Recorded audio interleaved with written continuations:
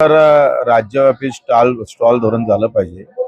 काय होतंय की ज्याला दोन पाय नाही, हात नाही, डोळे नाही, याला रोजगाराची संध्या तर सरकारनं उपलब्ध करून देणे, नगरपालिकेनं उपलब्ध करून दिल्या पाहिजे। आम्ही सातत्यानं याच्यासाठी भांडत असतो आणि इथल्या नगरपालिकेनं, शिर्डी नगरपालिकेनं जे उपलब्ध करून दिले स्टॉल, नगराध्यक्ष, नगरसेवक सगळ्यांचं मी आभार मानतो त्यांना। आणि विखे पाटील साहेबांचं खास करून त्यांनी सुद्धा हा उपक्रम इथं राबवला, पण तो अधिक मोठ्या प्रमाणात होणं गरजेचं आहे। तसं तर एकूण दुकानाच्या 5% वाटा हा दिव्यांगाला भेटला पाहिजे। 100 दुकानं असेल तर किमान 5% त्याच्या भेटणं गरजेचं आहे। आणि त्याच्यासाठी आम्ही आता एक नवीन धोरण सरकारकडे आणण्याचा प्रयत्न करतोय। येत्या अधिवेशनामध्ये तसा प्रस्ताव आम्ही ठेवतोय का पुऱ्या नगरपालिका क्षेत्रामध्ये स्टॉल धोरण जर निर्माण झालं आणि त्याच्यातून दिव्यांगांना जर रोजगार देता आला तर खरं पुण्य आम्ही पाहतोय। जे साईबाबाच्या चरणी जे पुण्य भेटते ते यांना सेवा करून भेटेल आणि निश्चितच एक नवीन विचार आचार समोर उभा राहील। शेतकऱ्यांसाठी आपण नेहमीच लढा उभा केलेला आहे। सध्या एफडीची जी कारवाई सुरू आहे, तुकाराम मुंडे जे मोहीम राबवत आहे, कसं बघतं सगळं हे? खरं तुकाराम मुंडे साहेबांनी जे दुधाच्या बाबत, भेसळबाबत असेल किंवा इतर जे भेसळ आहे याच्याबाबत जो निर्णय घेतला किंवा जी कार्यपद्धती त्यांनी हाती घेतली त्यांचा आभारच मानतोय मी। सभागृहात सुद्धा त्यांना म्हटलं का हा एखाद्या पदार्थामध्ये भेसळ एका खुनाप्रमाणे आहे। म्हणजे एखाद्याचं आयुष्य स्लो पॉइझन जसं आपण देऊन कुणाला मारलं जातं, तो खुनापेक्षाही मोठा गुन्हा दाखल झाला पाहिजे। तशा प्रकारचा कायदा येणं गरजेचं आहे। कारण आज जे आम्ही पाहतोय का रुग्णालयातली जी संख्या दिवसेंदिवस वाढत चालली त्याचं एकमात्र कारण पर्यावरण आणि भेसळ, हे दोन जर व्यवस्थित, एक पंकजाताई मुंडे ते पण मुंडे आहे, ते पर्यावरण मध्ये आहे आणि तुकाराम मुंडे भेसळ मध्ये आहे। दोनही जर व्यवस्थित मुंडेनं काम केलं, एक मुंडे बरे काम करताय, दुसऱ्या मुंडेनं त्या ताकदीनं काम केलं तर चांगल्या प्रकारचे रिझल्ट महाराष्ट्राला पाहायला भेटत। अधिकारी जे आहेत ते त्यांच्या नाराजी व्यक्त करतात, लेखी तक्रारी सुद्धा अधिकारी तुकाराम मुंडेंच्या। ते कसं आहे, एखादं चांगलं काम करत असताना 10 लोक नाराज होणारच आहे, त्याच्याकरता काम केलं पाहिजे।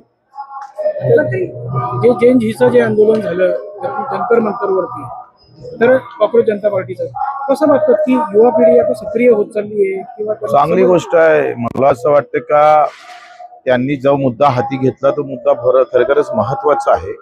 जरी ते विरोधात असेल सत्तेच्या, तरी ज्या मुद्द्यासाठी ते लढतं तो विषय फार महत्वाचा आहे आणि निश्चितच त्याचं आम्ही समर्थन करतोय। कारण सरकारनं यामध्ये काही दुरुस्त्या करणं गरजेचे आहे। कारण आयुष्यामध्ये आता आपण जर पाहिलं तर एकतर शेती आहे, दुसरीकडे उद्योग टाकायला कुठं जागा नाही। तुम्ही पाहतोय का उद्योग किती लोकांच्या हाती आहे आणि कोणते उद्योग मोठे करतात, कशा प्रकारचे लहान लोक बर्बाद झाले। दुसरीकडे नोकऱ्या नाही आणि शासकीय नोकऱ्याशिवाय आता युवकांजवळ पर्याय पण नाही आहे। मग एका इकडे शेतीमालाला भाव देणार नाही, दुसऱ्या इकडे उद्योगधंद्याबाबत, बेरोजगाराबाबत काही निर्णय घेणार नाही, तिसऱ्या इकडे तुम्ही नोकरीमध्ये करप्शन करत असाल तर ते बंद झालं पाहिजे। त्याच्यानं जो मुद्दा हाती घेतला युवकांनी, त्यांनी जो मुद्दा घेतला हा अशा प्रकारचं सकारात्मक आणि राजकीय कार्याला धरून त्यांनी पुढाकार घेतला पाहिजे। सरकारच्या विरोधात आंदोलन केलं म्हणजे आमचे ते विरोधक आहे अशापैकी समजणारा मी नाही आहे। कारण हा देश आंदोलनातूनच उभा राहिला, कदाचित आंदोलन झालं नसते तर इंग्रज या देशातून गेले नसते। त्याच्यामुळं सत्तावाल्यांनी त्याचा एवढा राग करण्याची काही गरज वाटत नाही। फक्त आता ती ही सगळी तरुणाची शक्ती ही चांगल्या राष्ट्रीय कार्यासाठी कशी वळवता येईल याचा प्रयत्न झाला पाहिजे। ठाकरे म्हणतोय की युवांपेक्षा बुवांनी जी आहे ती संस्कृती नाचवली। काही बुवानं नाचवली त्याच्याबद्दल काही शंका नाही आहे। कारण बऱ्याच बुवानी तुम्ही पाहतोय खरात बुवा झाला आणि त्यानं काय वाटोळं केलं तुम्हाला माहित आहे। असे बुवा खऱ्या अर्थानं त्यांना चटके दिले पाहिजे आणि त्याच्यासाठी एक मोहीम सुरू केली पाहिजे। जे असे चमत्कार आणि त्याच्यातून नमस्कार जो सुरू असतं याल्यावर बंधन घालणं फार महत्वाचं आहे। बाबा रामदेव देखील आता भारतीय संस्कृती जैन झीमुळे खराब होत चाललेली आहे। मला माहित नाही का रामदेव बाबा ज्या पद्धतीनं, मला एक माहित आहे का रामदेव बाबांनी जे बचत गटाचे लहान लहान उद्योग आहे त्यांना कसं मदत करता येईल। काय होतंय का आपला जो पहिला भारत आहे हा ज्या व्यवस्थेतून निर्माण झाला त्या व्यवस्था खऱ्या अर्थानं टिकवणं गरजेचं आहे, त्याला रोजगार देणं गरजेचं आहे. आता रामदेव बाबाच मिरची पावडर काढून आलं तर बचत गटाचं मिरची पावडर घेऊन कोण? खांदानं मोठ्या उद्योगपत्यांना टाकलेच पाहिजे.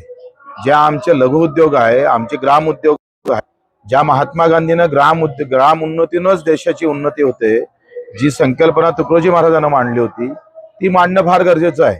ते बंधनं घालणं. मी सुद्धा त्या बाबतीत आता विधान परिषदमध्ये अशा प्रकारचा कायदा करावा असं अशासकीय बिल माझ्या वतीनं आणणार आहोत.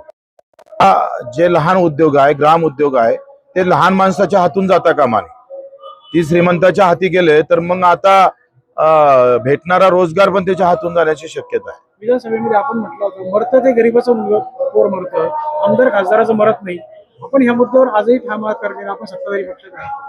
पण सत्ताधारी म्हणजे काही आम्हाला दोन सिंह फुटत नाही.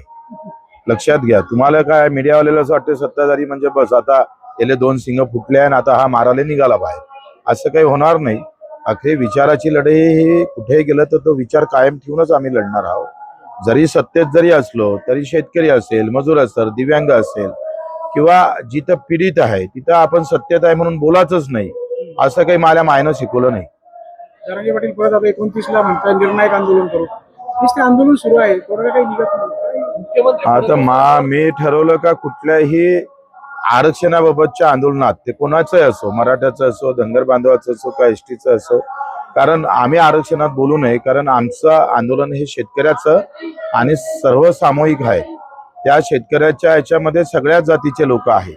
त्याच्यानं एका कुठल्या बाबतीत बोलले तर ते नाराजी घ्यावं लागतं आणि शेतकरी आंदोलन कुठं तुटलं नाही पाहिजे याची काळजी आम्ही घेणार आहोत. त्याच्यानं जातीपातीच्या आंदोलनाच्या बाबतीत किंवा धर्माच्या याच्यामध्ये अधिक आपण नाक खुपसणं काही बरोबर वाटत नाही. मागील काही दिवसापूर्वी जरांगेंनी आंदोलन केलं होतं, त्यानंतर त्यांच्या मागण्या बंद झाल्या, आंदोलन सुटलं, पुन्हा आंदोलन केलं, मागण्या बंद आता झाल्या. काही भागात पाऊस पडत नाही आहे, काही भागात अजूनही अडचणीचे विषय आहे, दुबारा पेरणी करावं लागतं. या सगळ्या संदर्भात सरकारनं अतिदक्ष घेणं गरजेचं आहे. हमी भाव जो आम्ही पाहतोय का 15% नफा धरून सुद्धा भाव भेटत नाही, तो 3% भेटतं. फक्त 3% नाही, -20% भाव भेटतं. हमी भाव निघतानाच -20% भेटतं. त्याच्यानं त्याचं मरण होऊ नये आणि या मरणामध्ये आरक्षणाच्या लढाईच्या अधिक महत्वाची लढाई मला हमीभावाची लढाई वाटतं आणि त्याच्यासाठी आम्ही लढू. जरांगे फक्त मुख्यमंत्री देवेंद्र फडणवीसांना टार्गेट करतात, कसं बघताय? मला असं वाटतं का तुम्हाला काहीतरी रोग लागलेला दिसतं एका नावाचा, त्याच्यानं तुम्ही त्या नाव सोडून अधिक चांगला विचार केला तर बरं होईल.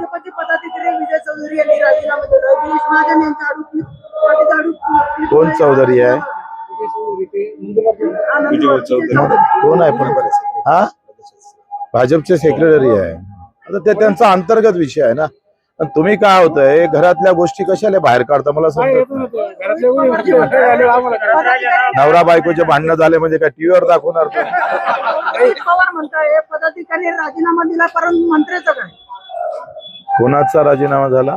विजय चौधरीने राजीनामा दिलाय, परंतु जे मंत्र्यांचं काय?